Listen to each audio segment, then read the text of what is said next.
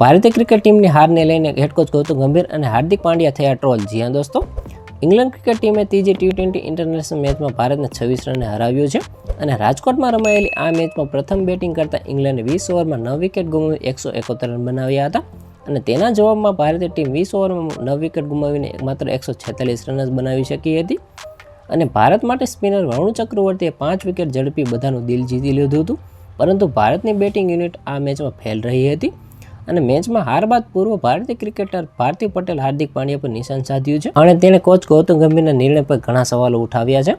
રાજકોટમાં ઇંગ્લેન્ડ સામે રમાયેલી ત્રીજી T20 મેચમાં ભારતીય ટીમના બેટ્સમેનોનું પ્રદર્શન ખૂબ જ નિરાશાજનક રહ્યું હતું. 9મી ઓવરથી 16મી ઓવર સુધી ભારતીય ટીમના બેટ્સમેન માત્ર 40 રન જ બનાવી શક્યા હતા અને આ દરમિયાન હાર્દિક પાંડ્યાએ મેદાન પર ઘણા બોલો બગાડ્યા હતા, જેના કારણે ટીમ પર પ્રેશરની સાથે નેટ રન રેટ પણ વધી ગઈ હતી અને હાર્દિકે 35 બોલમાં 1 ચોગ્ગો અને 2 છગ્ગાની મદદથી 40 રન જ બનાવ્યા હતા.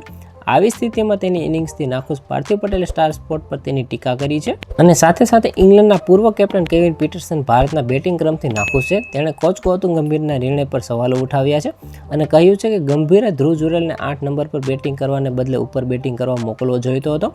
તો આના વિશે તમારું શું કહેવું છે? કોમેન્ટમાં જરૂર જણાવજો. આવા જ વિડીયો માટે અમારી ચેનલ સાથે જોડાયેલા રહો.